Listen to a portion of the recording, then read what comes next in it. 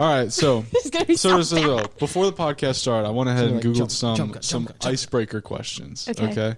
And they were all really bad, except for one. I want you to think about this. Yeah. If you were a WWE wrestler, what would your walkout theme song be? Oh, I thought it was gonna be like, what would your wrestler name be? Or that? Actually, let's do both. So you gotta come up with a wrestler name. Well, my first intrusive and thought. a walkout. Maybe you shouldn't. Earthquake. I know when the I came in like a red. Am I gonna get demonetized? Lean and dab. Oh, Lean and dab. it's like everything from middle school. Oh, that's a good question. We got plenty of options to choose from. Well, we go to a Christian college, so there's not that many What are you options. talking about? For King and Country has some banger songs. Come on, That's a It's good, like- it's that's like a good glorious. wrestler name. for King That's and a good Country. wrestler name. That For is King a and good Country. wrestler name. That's true, Okay. bro. All right, for King and Country is my wrestler name. Okay. It's totally original. Yeah. Uh, Just steal it from me. No. My song. Jeopardy theme. That's a good one. Yeah, That's a because good they're one. waiting for me to kill them in cold blood. What? It's What? WWE, dude. It's not. I mean, it's real, but it's not. There's no murder. It's real enough. It's See, like I'm not creative with this kind of stuff. It's like my first intrusive thought was on my race. So I was. Imagine if I was like, Rizzler. not the Rizzler, please no. Yes. Imagine I was like, so your WWE name is the Rizzler. Sure. My first thought was the fortune cookie, but I don't think Oh, that's perfect. Can I keep that? Nah, in? the low main. Can I- No, don't say low man. Not the red. The red panda. Oh. That's kind of fire. Anyway, all right, everybody, welcome back to episode 2 of the podcast. Stop talking! Stop interrupting him. Let's not Stop go down this it. rabbit No, hole. you have to cut that out. We're gonna have to cut that out probably. Oh, No. that's so sad. All right, Caleb, I'll that's leave it in. racist. Anyway, That's a meme. all right, let's just establish some ground rules. What? That doesn't mean it. Your Honor, my client was joking. Oh my gosh. Joke, It was a joke. prank. All right, well, guys, welcome back to episode 2 of the podcast. Today, I'm joined by 2 very special guests and friends. I like how Asa, she's giving that nice Hi, friendly guys. wave, and then Why are you trying to mess up the 2 different camera? reactions over yeah, here. I'm trying to But look at the camera. anyway, Serving. so to my right, y'all's left, we have my friend Asa. Hi guys. Asa, she is a student at the college. At Southern Wesleyan yeah. University. Yeah, so that's what she does. Yeah. And then to her right, y'all's left again. How do we you got think a of man this so named- quickly? How do you think of like the directions? I can't even like tell you which No. one's I've my been right. filming stuff since I was 12. Shut up. So Okay, I know go it ahead. looks like both sides. And then over here on the end, we have our worship master, Oh, our Worship leader. worship leader, leader in worship, Caleb. Hey, Caleb, welcome to the guys. podcast. Caleb and Asa. here I am. It's great to have you on Stop here. talking. So if you guys watched episode 1, we yelled at Caleb. So we started I was, off the by one that, I saying, was the one that threw the marker. so, Yeah. I no, was the no. one that This committed is an our act of episode violence. with me, Matt, and John. We yelled at you because we were like, man, this audio is going to be so horrible. And Matt was like, if only Caleb was here. Oh, And boom, And Caleb. so now that Caleb is Well. here, we got these fancy microphones. yeah. We got hopefully good sound and audio. I have no idea how this Oh. stuff works, but That's cool. this is kind of more his area of expertise. If you're just listening, Caleb's just throwing around the cord. Stop it! Sorry. Oh my goodness. Hey, can we take this seriously, please? No. That's fine. All right, so me win silly business. Me win funny business. I just can't get the silly out. we can't with it. Oh. oh man. All right, so Asa, I want you to go ahead and start off. Just go ahead, introduce yourself. Anything you want to say, anything about you, kind of what are things you want to do, what do you want to Okay. go into, that kind of stuff. Yeah. So, hey guys, I'm Asa. I am a business major here at Southern Wesleyan, and I also minor in psychology. I'm a barista here too, and I do a lot of art, a lot of music, and yeah. Oh, fun fact about me: I know how to solve a Rubik's cube, and I know how to juggle. You know how to solve a Rubik's Cube? You didn't know that? No. Yeah. Do you know I know how to juggle? Yeah. I think, we've talked Yeah, about we this talked about before. this. Yeah, I think yeah, we've yeah. juggled together. I think so. Yeah. Yeah, idiot. Whoa. I was a bit of a nerd growing up in school. But anyway, so Caleb, go ahead. Same thing, introduce yourself. What do you do? Who are you? What's up? Okay, go on. My name's Go Caleb. on. I'm Dang. like Jared said, I'm one of the worship guys here at SWU. I'm a freshman, music major. Oh, I'm a freshman too. Sorry. Shut up. I'm a music major. I'm thinking about becoming a religion major. Yeah. And I'm on chapel band. I play at some churches, and that's about it. So, Caleb, you've been doing worship since you were how old? Out the womb? Did you come with a guitar? I think I started like 6 years ago. Imagine. Caleb just showed up, just singing Oceans, just as soon as he came. No, not Oceans. No, not Oceans. It's like Matt with I know when the hotline plays. No, dude, as soon as you came out the womb, it was just like that worship pad in E, right? Was that it? No, A, bro. All In the A? songs are in A. There you go, there Oh you my go. God. Bro, Caleb was like the little drummer boy. He built like that. Are you perfect pitch? He's trying. Yeah, kind of, okay. I'm getting there. Yeah. No, he's not. Perfect, but it's like relative pitch. I'm in perfect pitch. That's great. Yeah. So which means I can never get the right pitch. It's okay. Yeah, It's I a played. gift. It's what? Well, you can whistle. What? You can Yeah, whistle. I pretty can't- good. Can Neither y'all of us- whistle? No, I can't. Neither of you can. Yeah.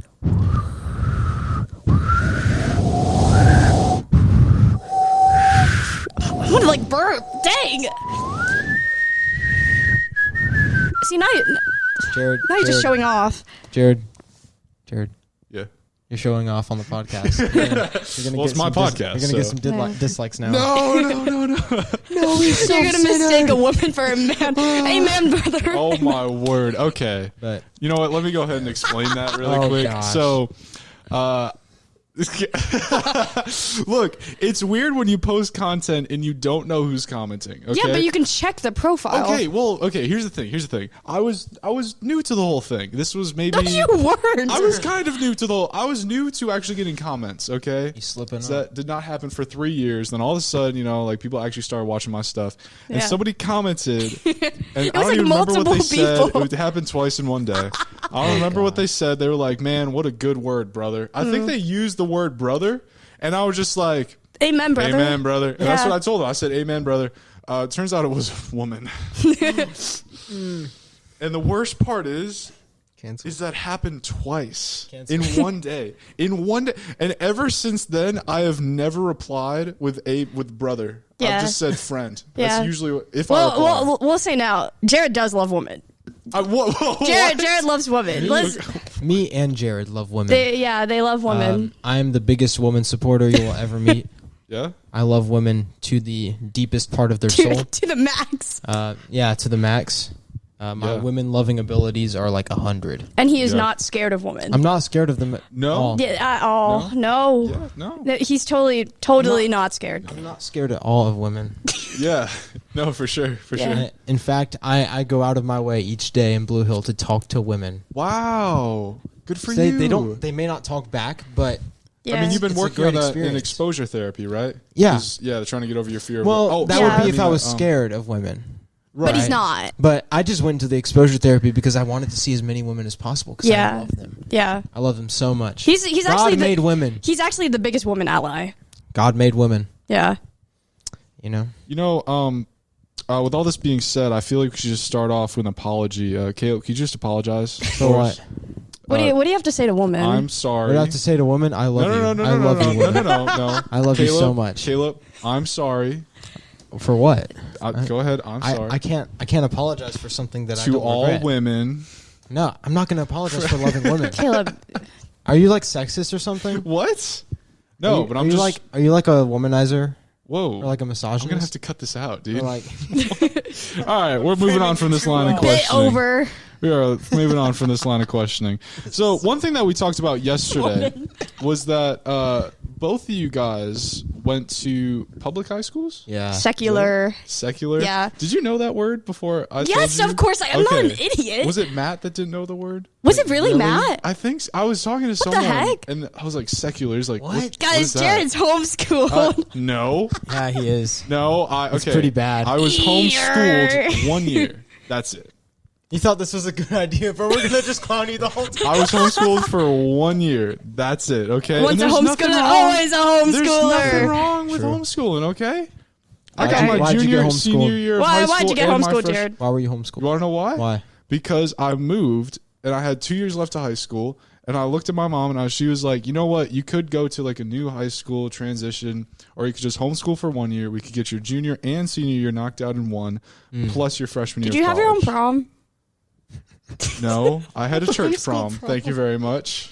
So Homeschool prom. you know what? No, we did not. As a representative of homeschool proms, I've been to like 7 of them. Been to some homeschool proms. Yes, I was To your mom's invited- house. Oh, The theme every year was Under the Sea. boom. Every year, It was lovely. They all What was dan- it? They Under played the like Sea. Cupid Shuffle 6 times Oh, gosh. each time. as you should. Yeah, of no, course. as you should. Yeah, Yeah, I love But- Cupid Shuffle. And you love women. I love and like I specifically love when women do the Cupid Shuffle because I love women. Anyways, Jared, go ahead. What is going on? What was your question? I think I'm missing something. What was your Like- question? Go on, Jared. All right. So anyway, both of y'all went to a secular high school, right? We got so off topic. Yeah. Yeah. So Well, that you was the forgot question. about We immediately bagged me you for talking about being when I gone. started worship leading. I didn't even get to talk about that. Oh yeah, that too. Do you want to go into that? No, go ahead. No, you know what? Actually, we'll get to this in a second. okay. Caleb, like you've been worship leading for 6 years. Yeah. So you started when you were 12 years old. Yeah, I started when I was Was this pre-puberty? I started when I was like 12, 13. Before his voice It was dropped. Yeah, it was At like 12, it was 13, mid so you've been worshiping puberty. for 7 hours. Oh, mid puberty. It was mid puberty. Mid- Oh, because you were like. All right, so No. I got a question for you. After your voice changed, did you have a hard time worshiping? Well, here's the thing. Yeah. I didn't start singing in worship until about 3 years ago. Oh. But before then, I had always been like playing instruments or doing whatever else other than singing. Okay. And I'd always like I think I'd say 2-3 years ago is when I started being serious about singing. So like started like going out of my way to like sing harmonies or like lead songs or do stuff like that. But for the 3 or 4 years before that, well, the first instrument I played on a worship band was a trombone. Really? Yeah. What? And then after that, I like learned guitar, barely, and then I started playing that, and then I learned piano, and then after that, I got voice. And then drums too, right? Yeah, I learned drums like last year. Yeah. Oh wow, last year. So, Yeah. so puberty saved you then? Did you Yes. have like that high squeaky Well, voice? actually, and then, God saved me through puberty. well, Amen. amen. We're clipping that. Okay. That's- Yeah, Amen, brother. God did. God did. God did. God did. That's right. In life, there's roadblocks. So really high pitched squeaky voice before puberty. Afterwards, you were like, you know what? I actually can sing. Right? Like, you know what? I actually I can't sing. I started singing like when I was like 16, 17. Okay. And that by that point, my voice had gotten to where it was now. Yeah. Got Like you. because I was an early bloomer, Yeah. so my voice was pretty much there Yeah. when I was 17. Yeah. Right. I can tell by that mustache that you. Oh, you yeah. Really, Oh. Yeah. Thank you. Yeah. You should grow it out sometime. Yeah, I just shaved like 2 days ago. So You missed it. You know what? I Yeah. think you just grow it all out. once I get this, I see you got some. once I I see you get got this, some right here. I'll go all the way. Okay. But, you know, Yeah. that might not be for another like year. But Wow. Yeah. We'll see. We'll see. I mean, sorry, I can't be like you, Jared. Yeah, sorry, Jared, I can't be I like want to you. be like you every day of Sorry. my life. So you can't. I would hope not. Actually. Yeah, sorry It guys. seems a little unnatural. Bruh. Next podcast, can you Is that- show up with a beard? Is that like transphobic? What? Is that transphobic? We're not going to get into that. All right. Okay. So I'm just wondering. I'm so sorry. you guys went to a secular high school, right? Yes. Yes. So Correct. my question is, what age did you start to become a Christian? Ooh, okay, I'll answer first. Go for it. I've been raised a Christian my whole life, but I think the second that I actually started to be a Christian, like an actual Christian that had their life set on Jesus and on God, was in 2017. Around the same time I started like learning to sing and stuff, because that was when I got the calling. And it was, man, funny enough, it was Oceans. Oh my I goodness. Your favorite song? Everybody's Yeah. favorite Christian song.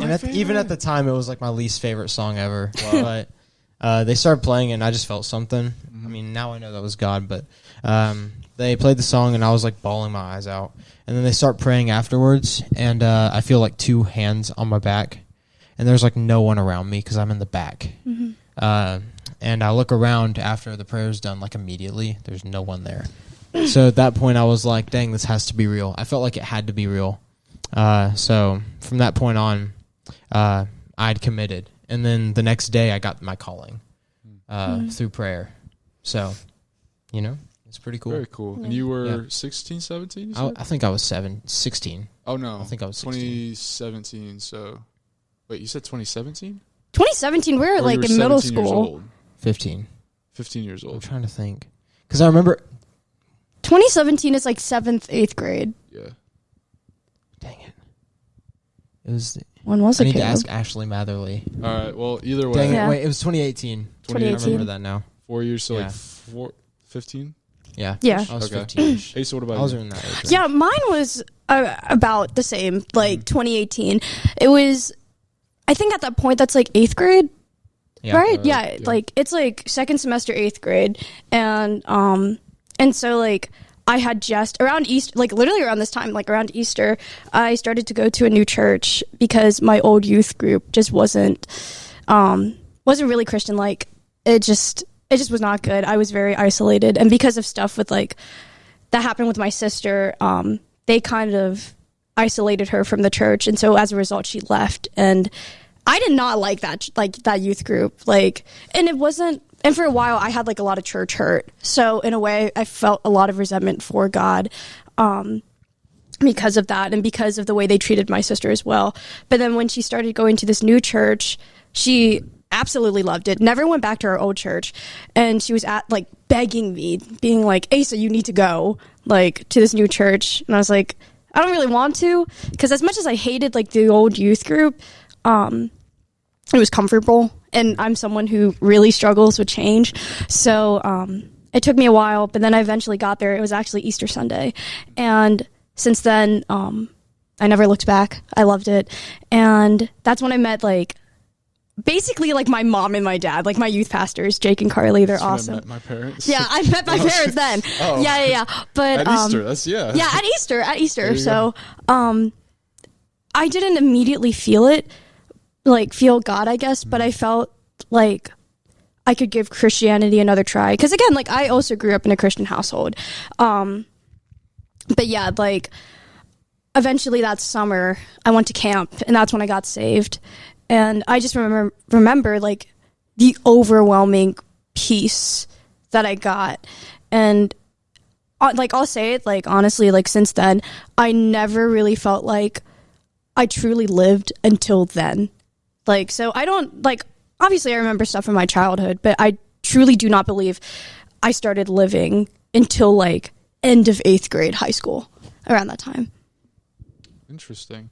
So, I'll get to a different line of questioning in a second, but one thing I'm curious, you said church hurt, right? Yeah. So that was a part of your journey somewhere along the way. Mm-hmm. So, because of where you're at now, there had to be some kind of switch, some kind of change. What exactly did that look like? Was it an internal thing, external thing, probably some of both? But what was that journey of kind of being hurt by the church, not wanting to go, not just kind of going through the motions, to being like, oh, wait, there's actually something here. There's something that maybe there's something for me to get out of it, something for me to give here. What would you say? I think throughout my life, like, I don't know, I've always tried to look on the bright side of things. Like, I'm often told that I'm a very optimistic person, even though I feel like I'm very I'm very pessimistic. Not the mic. I feel like I'm very pessimistic towards myself. But I think one of the best things you can do in life is to see the good in people and to see the good in things despite everything that's happening around you. And as much as I was really hurt by the youth group, by just very much neglecting me. They weren't super mean or anything, but they neglected me. Like, they did not want anything to do with me. And for no reason, really. And so I think it took a long time to understand that it was not God that hurt me in the church. It was the people. And oftentimes I feel like in Christianity, there's so many people who claim to be Christians, but not everyone is going to represent that well because we are human. And so I guess like my turning point was when I got to the new church, and it was like a 180 of everyone coming up to me, and they were like, "Hi, what's your name? Like, we've never seen you here before." And I just remember feeling so welcomed, and it almost felt like they were expecting me, and they were like literally strangers to me. And so to find people who genuinely treated me with kindness, I felt like, I was like, okay, maybe Christianity isn't so bad. Maybe Christians aren't bad. And maybe I can give this another try. Because, I don't know, like, I'm always someone who likes to extend grace or try to be understanding of people's situations. So, I don't know, middle school me decided to give it another shot. And I think if my sister went through so much with that youth group and with leaving and everything, then I thought it was only fair and it was only right if I tried again too. Interesting. So, man, church hurt, that's a real thing right there. And that's a tough thing. And Caleb, I don't know if you've ever gone through something like that. Definitely. Yeah. Oh my gosh. So yeah. then let me ask you this question, because I've seen that both of you now, like, you're in churches, you're contributing somewhere, right? You're kind of getting involved with the community.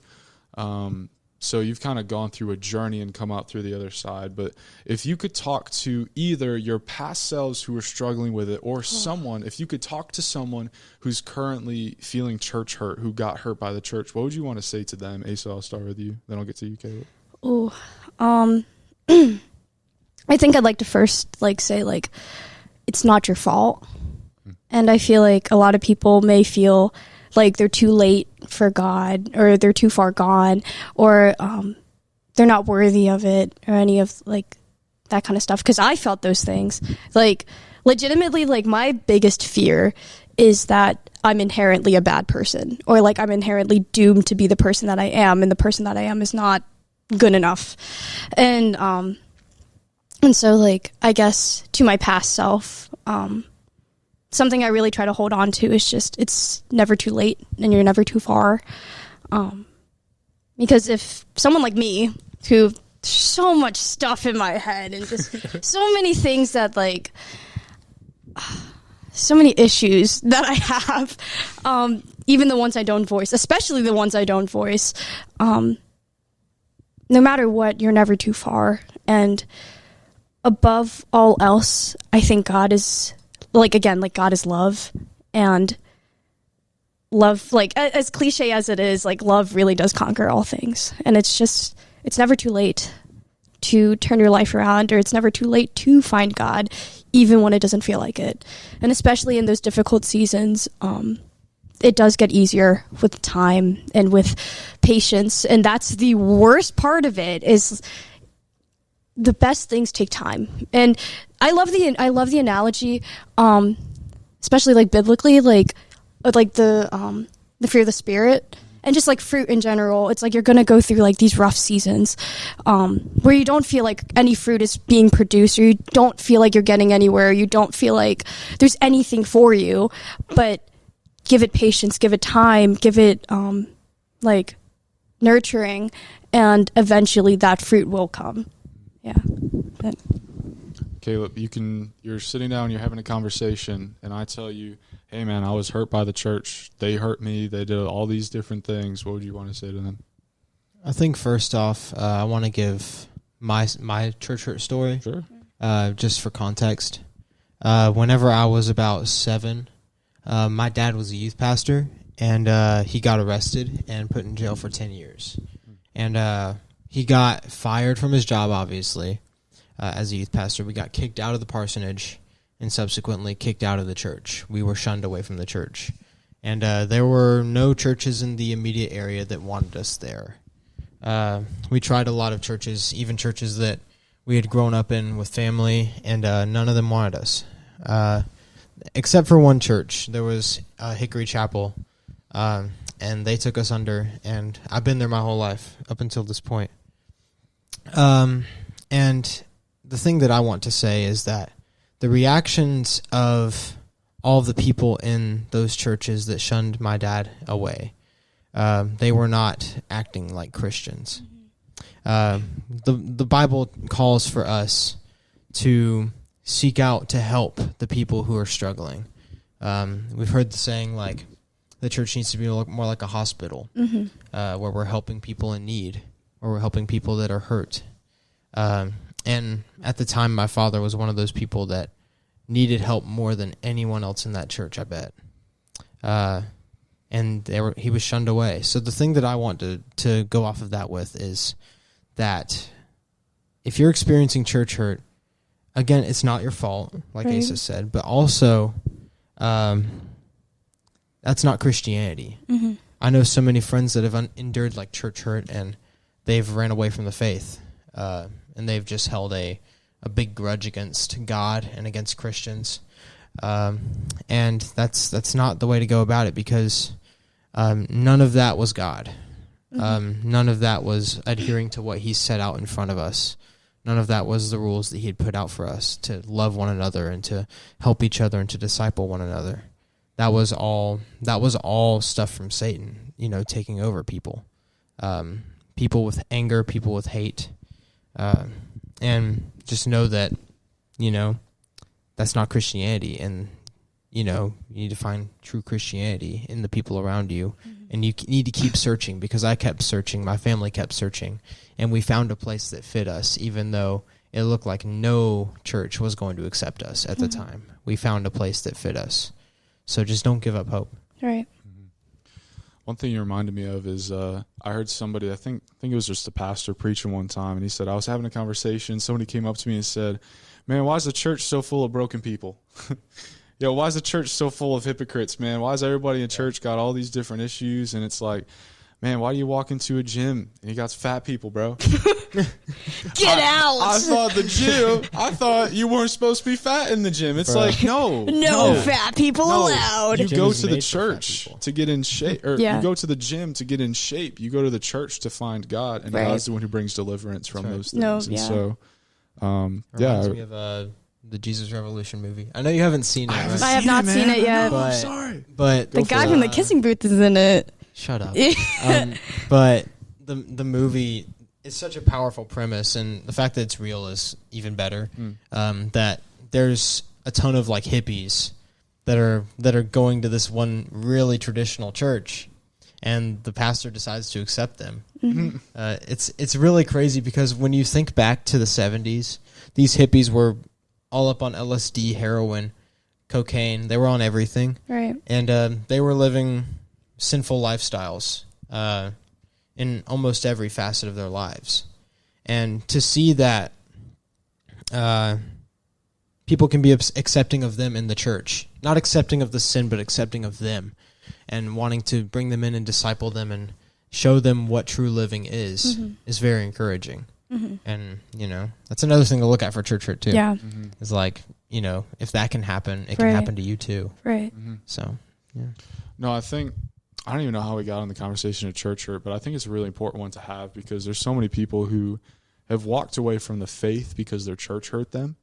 And, man, that just pains me, because it's like, that's just a bunch of people who are broken. They're not living up to what we're called to do. But the thing about Christianity is that it's about Christ. Right. It's great to find a good community. It's amazing to get plugged into an awesome church. But ultimately, this journey that we're on is pursuing God. And so there's so many different stories of church hurt, because people mess up, and sometimes those mistakes hurt. They cost. Someone else has to pay the price. Yep. And I think it's just a testament to, if you've been church hurt, like, don't give up. Keep trying. Yeah. And also just remember that, like, Christianity is not a religion for people to meet on a Sunday morning. It's a religion to grow closer with God.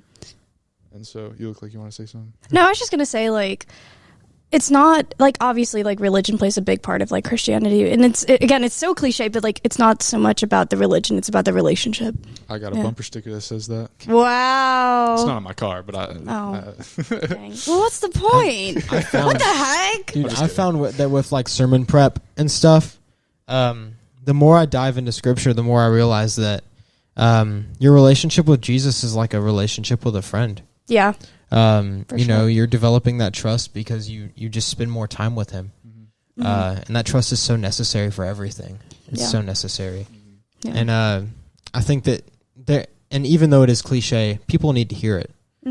Because there's so much legalism and there's so much traditionalism that goes around in the church that is unnecessary and is not benefiting the kingdom. In fact, I think it's taking away from the kingdom.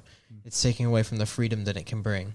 Like we were talking about in Don Gell's class, like that biblical freedom that you can have. And I feel like putting limitations, like saying if you don't adhere to these rules, you're going to hell. That's dangerous because that can lead to things that aren't Christian, bro. Sorry. It can lead to things that aren't beneficial to the kingdom. Because I know more people that have left the church because of that, because they might have broken a rule or they might have said something bad in a church, and the church just didn't want them there anymore. And I want, we need to stop being so scared of other people sinning. Yeah. I think that's the big deal. Man. And it's like you formulate thoughts. No, you're good. It's like, and especially in the sense of like sin, like we should not be tearing these people down. Like, yes, hold them accountable and everything, but through that accountability, like it should not be in a way of like being like, oh my gosh, you did this, you stink. It's not like that. It's like more so we have to encourage them and we have to be the kindness and the grace and the mercy for them to get better. Like, no one is going to want your help if you're going to shame them or make them feel even worse than they already do. It's only by uplifting them, like, I feel like we can really make the difference. Yeah. I think another big thing that I think about a lot is that a lot of the legalist churches today would have nailed Jesus to the cross. Like, they would have done that. It's like when your middle school friends are like, hey, would you have supported Hitler if you were in Germany? What? Like, yeah. It's like that. Like, we all probably would have nailed Jesus to the cross because we're so stuck in a closed-minded view of Christianity. It's just a thought. There's some interesting thoughts. I would say this, that there needs to be a balance of both truth and love. Yes. I think for it to be true love, there must be truth. And so part of that truth is accountability. Yeah. And saying that, like, hey, as Christians, we're called to bear our cross. We're called to carry this. And along with that, it's not easy. That's a lot of hard things that come with it. And there's a lot of things that we have to give up. Like, I don't have a testimony of what my life was like before Christ because I accepted him at such a young age. But, man, I got a testimony of what it would be like if I didn't have him. Because there's a lot of things that I don't do because I'm in pursuit of God. And I said, you know what, I'm throwing off those things. And I think that part of it is that I have a desire to do that. Yeah. And I think as I've grown closer to God, I've wanted more of him. And it's kind of been easier to throw these things to the side. And I've wanted them less as I've wanted God more. Right. And I think as a Christian, we're called to take that journey. And now that I have that out of the way, that sin is bad and we should not do it, I will say this. Everyone's at a different part in that journey. Yeah, definitely. And we should not mock them for where they are in that journey. There's a difference between accountability that's done out of love and accountability that's done out of judgment. Yeah. And I think that it's so easy for us to just get on our soapbox and judge other people and say that you're doing this, you're doing this, you're doing this. And sometimes we accuse people of things that we haven't even worked through, things that we're struggling with, and it's just so much easier to point the finger the other way. And so we try to do that, and I think that's been a big problem. And so the question is, okay, so then what do we do? And I think we should always want the best for the person that's sitting across from us, because that's what love is. I want the best for you, Jared. I want the best for you guys. And Thanks. So Ew, gross. Yeah. And so if I see you guys doing something, I would have that conversation. Yeah. But once we have that conversation, I'm not going to judge you for it. I'm not going to look down on you for it. I'm going to say, hey, let's fix this, man. Hey, let's get through this. Jared, let's fix this. Hey, let's build. Yeah. But I think there's a different posture, right?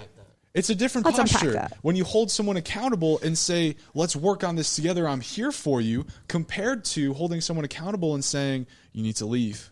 We don't want you here. Yeah. you're too far gone, saying things like that. And it's like, you know, we don't want to miss the point on that. Caleb, you look like you want to say something. It's a delicate subject, too, because this is something that can be so easily misinterpreted or misunderstood. Or if you don't take immense care in doing this, you could go to one extreme or the other. Like we see it today, where you have these hyper-traditionalist churches kicking out sinners, and then you have these more progressive churches that are keeping sinners in and are endorsing the sin. Right. So it's like, how do you find that middle ground there, where you can be like, hey, you're doing this wrong. I'm not endorsing your lifestyle, and I'm accepting you as a person, but I'm not accepting your sin. It's like, how do you find that balance consistently? I think that one story that I want to do a sermon on, I touched on this last podcast, so I won't spend much time, but I'll give you the gist. Touched on this last podcast. Talked about this last This podcast. is like the shameless plug. Episode 1. Wow. Probably don't watch that. But here's what I said. Go watch it, guys. I talked about the... Thank you. Yeah. You guys should watch at episode Jared B 1. Preaching. Don't watch it. At Jared B Podcasting. Oh, podcasting, sorry. But we talked about the Samaritan woman at the well. And one thing that I said is that so much of the church, we start the conversation with sin and it closes the door. And so we never get to tell them about Jesus. What Jesus did is he saw her sin, but he loved her so much that he still saw the person. I think the sin sometimes can't look past, or I think the church sometimes can't look past the sin. So it's like we see the sin and not the person. God saw the sin, but he saw right through it, and he saw the person because of how much he loved him. Right. Never once in the Bible did Jesus say that sinning was okay. Never once. That's pretty obvious, right? And I will never say that sinning is okay. But Jesus, in their sin, still sat with them, still sat at a table with them, still did miracles for them, still healed them. And it's like, well, why would he do that? Because he loved them. And he said, I know that you're not perfect. Let me help you get better. And you want to look like you want to say something? Yeah. And like in high school, there was one friend that I had who converted sophomore year to Christianity. And they told me that the reason that happened was because they were eating lunch by themselves. And they were completely atheists before this. They were eating lunch by themselves, and me and 2 of my friends came and sat with them. And I invited them to camp, and they came to camp. We just built a friendship over that next year. And I never once started a conversation on the sin. For him, he was homosexual, and he had a lot of mental stuff that he was dealing with. I think he had what was it called? He had something mental, you know. And he asked me about it, and I told him the biblical view on it, you know. And he came to me, or he didn't come. He talked to me like 2 years ago, and he was like, "Dude, I think like I'm changing. My heart's changing." Because he had been a Christian for that past like half a year. And he texted me, he was just like, my heart's changing. I'm feeling different. Like, I'm going away from my sin. And I think that the best thing that we can do as Christians is not to just straight up start off with, hey, what you're doing is wrong. You need to change this. The best thing you can do is just sit with them, like you just said. And the best thing you can do is just love them first. And that doesn't mean endorsing their sin. That means if they ask, tell them. Because they will ask if you're being a good role model. If you yourself are a good Christian, then at that point you can disciple others. And you can be like that. For me, I was in my walk, and I had problems. And I told him I had problems. I told him about all of my problems, too, when he told me his. So it's like being upfront and being fair. Not being like, oh, well, you need to fix this sin so you can be like me. No, it's being like, I'm the same way too. We can fix this together. We can be on this walk together. We can hold each other accountable. And stuff like that. Because as much as it is a great thing to convert people, we need to stop seeing it as a task. This needs to be something that we want to do. Because a lot of people just see it as, we need these numbers. We need to convert this many people. We need to get this many baptisms. We need to get all of this. no, like this is people that we're talking about. These aren't numbers. These aren't accomplishments for yourself. These are people. I think that mindset change is very important to getting to that point of balance and getting to that point of accountability with each other. Yeah. I think just something that, as you were saying, I started thinking, I think our job is in evangelism is purely this: point people to Jesus. Yeah. Because Jesus changes the heart. And when someone has a true encounter with Jesus, they don't want to sin anymore. Yeah. And as they grow closer to God, I think like I was saying before, as you grow closer to God, you start to move away from the other things. But that's not going to happen if Jesus has horrible representatives on earth. Exactly. Because then if he has horrible representatives, no one's ever going to want to go close to Jesus. Yeah. And so, yeah. So that's a good word. That's a good word. Asa, do you have any thoughts? Because you've been sitting over there pondering over there. To be honest, You've been pondering. no. Yeah. No, I that's think all I'm good. good. That's all good. That's all good. So, actually, one of my questions, and Caleb, you kind of answered it. Yeah. Because we touched on before about how you guys went to like public high schools. Yeah. And trying to be Christians in public high schools, I imagine that there was some tension, there was some awkwardness, there were probably some different unpleasant interactions, right? And so you can talk about those if you want, but my question was just kind of like, what's the hardest part about living your faith in a community of not like-minded individuals when you have to spend most of the time of the day with people who don't think the same? What's the hardest part? I think for me, oh man, that's such a good question. Oh, my word. Okay. Oh, don't flatter me. Be quiet. I'm talking. Go for it. Anyways, yeah, I think the hardest thing for me, like, I don't know. I'm someone who has a lot of social anxiety despite being an extrovert. Like that's already such a struggle. No. That's crazy. Oh my gosh. Yeah, yeah, I'm a really big extrovert, but even though like I love people and that's how I get energized, I'm also incredibly anxious. And so I think for me, like already I'm like super paranoid of like, okay, how do people perceive me? Like how am I like carrying myself the way that I want to? Am I being myself? Am I being original or authentic enough? Anyways, but already I was so paranoid about the way that I was perceived. But on top of that, like again, like the hardest thing about being a Christian and like I guess in an environment of, you know, not so many believers, it's just I always inherently felt different.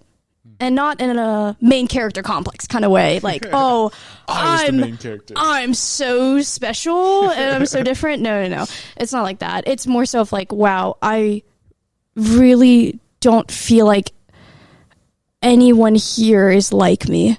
And it's already like again, as a minority, I hate to pull that. But like already it's like from the beginning, like the cards I was dealt, I had always felt different. Inherently, I was always a different person. And so especially with that being incorporated with my faith, I never felt like anyone my age truly was walking through life with me or had these same intentions or morals or goals as me.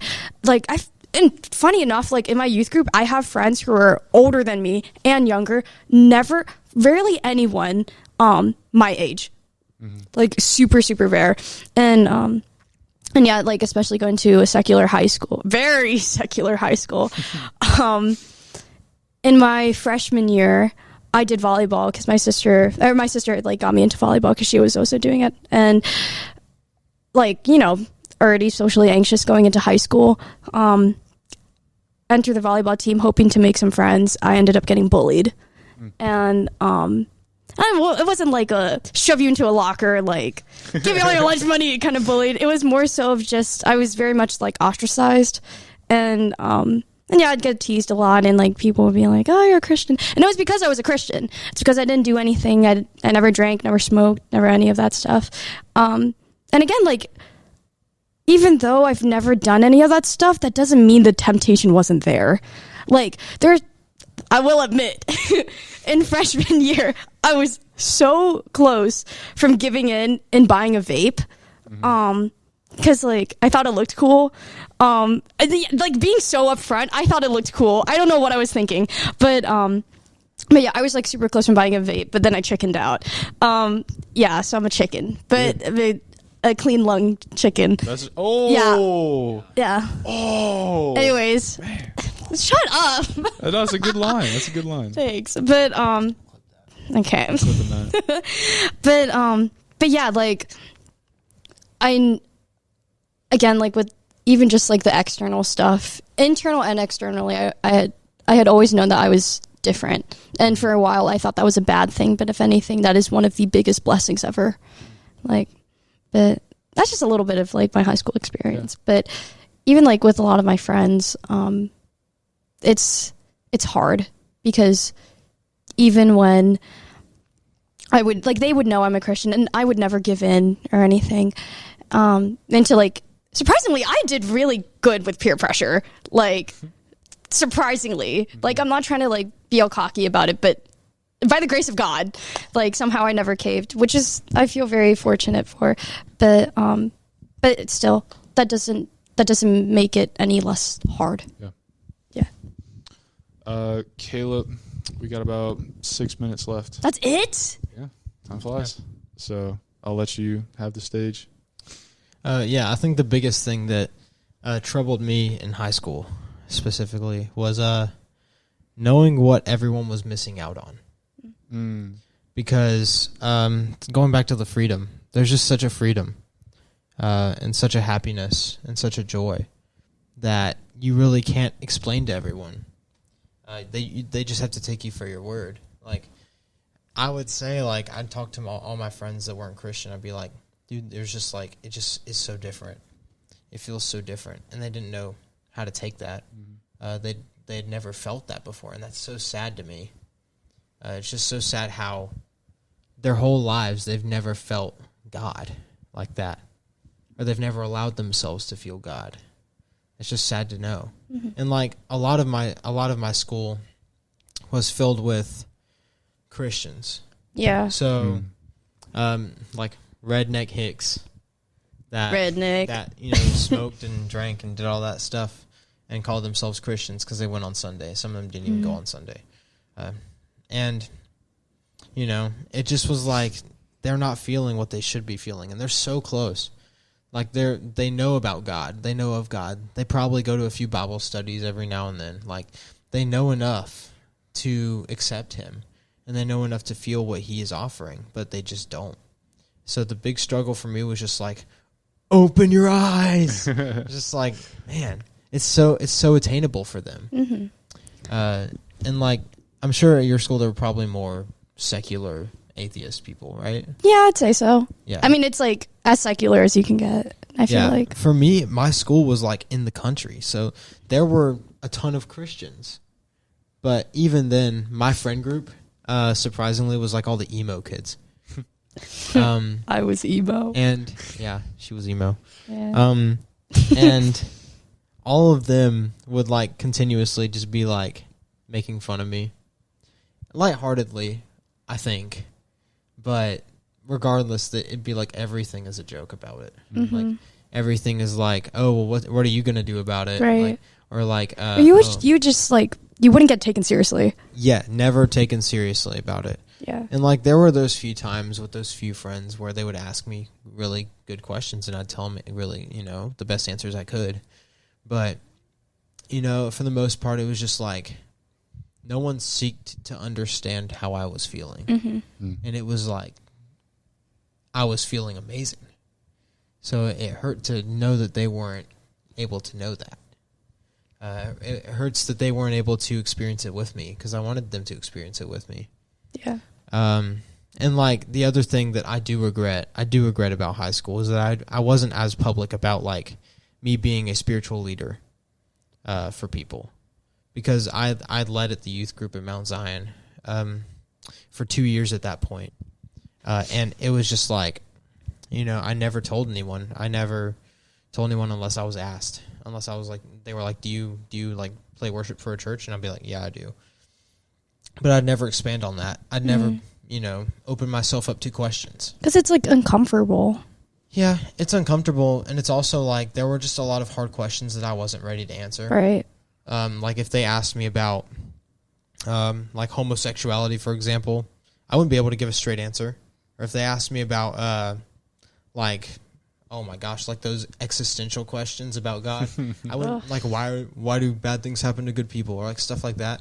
I wasn't spiritually ready to answer those questions. I didn't feel like I had the authority because I hadn't studied enough scripture. Because back then I was, more of a lousy Christian than I am now. Way more lousy. I didn't spend much time in the Word at all, unless I had to. So I just didn't feel qualified. And that was the big mistake in high school. I could have touched a lot of people's lives if I just was more ready. If I was just more willing to take on the challenge of discipling to people, because the opportunities were there. It was just a lack of trust in God because I hadn't spent any time with Him, and that's why I couldn't say anything to Him. Yeah. So, well, we could probably go for a lot longer, but we got a meeting coming up here, so let me just close with some closing thoughts. Yeah, I actually got a lot from this conversation. I think one of the things is that we are tired of halfway Christians. Yeah. And there's a lot of ways to have one foot in, one foot out. And that's just so frustrating. But there has to come a point in your journey where you decide, like, no, I'm going to go after this. And there's some things that have to change. There's some things I have to let go of. I'm going to be unpopular. It's going to be difficult. But it comes to a point where you have to make that decision. Because living halfway, it's not going to get you anywhere. And actually, it's going to end up having a lot of people hurt, not just you, but even others around you. And one thing I want to echo that Asa said earlier, it's never too late to turn your life around. Yeah. It's never too late to turn your life around. And so even if you feel so far gone, even if you feel like there's no way that God could ever still love me, that's not true. No one's too far gone. There's a reason God died on that cross. He went to the greatest length so that he could get someone from the furthest distance. And so it's never too late to clean up your act. I know, like, if you feel like you're struggling, go to God. Go to God. Not one foot in, one foot out. Just dive right in. Start going in for yourself. Try to make your own relationship. Start diving into the Word for yourself. And, yeah, that's what I would say to anyone who's needing that. So, guys, thank you so much for joining the podcast. Yay. And we're done. And cut.